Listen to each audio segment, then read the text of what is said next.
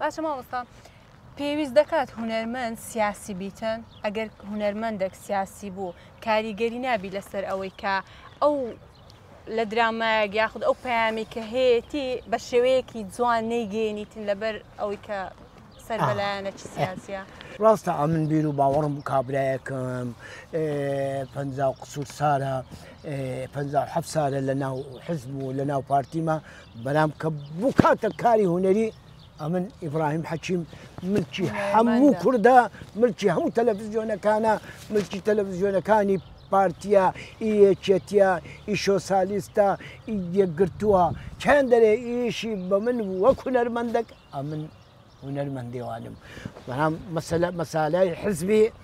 حزبیش حزبایەتیش کۆ حزبایەتی ئێستا کۆ حزبایەتی نییە چونکە تو چێ بدە من کە ئەتو حزبایەتیەکە یەکەی دەبی کوردایەتیەکەت دەگەدابی معناوەیە ئی شێمە باشترە لە حزبایەتیەکەی لەبەرەوەی ئی شێمە کوردایەتێک من پێشمەرگە بوو زەلام هەبوو دەگەرە من لە 69 ئێستا لە بازاڕی ئەگەتە من وەی مامۆستا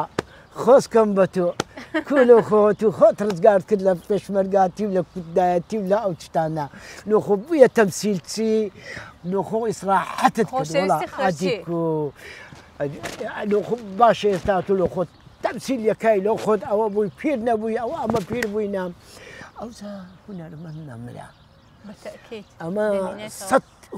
سەد مەسئول هەیە مەسئولی گەورەیە کە مرد باسی ناکە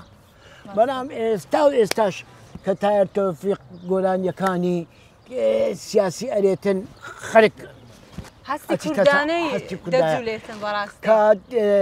حەسەن زیرەکە محەممەدی ماملەیە تەحسین تەهایە محەممەد عارفە ئەو شتانە یعنی هەتا ئێستا هیچ سیاسیەک و هیچ کابرایەکی ئەوها نەیتوانیا خۆ لە محەممەد زەزایەکی بدا محەممەد زەزایەک کە کوردایەتی لێ ئەباری کە یعنی جوانی لێ ئەباری کە فەنی لێ ئەباری کە ئەخلاقی لێ ئەباری یعنی نەتوانن یعنی ئێستا فەرموو ئەگەر جەوهەر باپیر هەزار ڕەحمەتی لێ بێ ئەگەر بەس پێشمەرگە باوڕۆیش کەس باسی هەر ناکرد وەی یان نا بەس لەبەر ئەوەی هونەرمەندە پێشمەرگەشە لەسە شەڕەفیش ئەوە بووە هەموو سانێ یادی ئەکرێتەوە بە شەڕەفەوەش یادی ئەو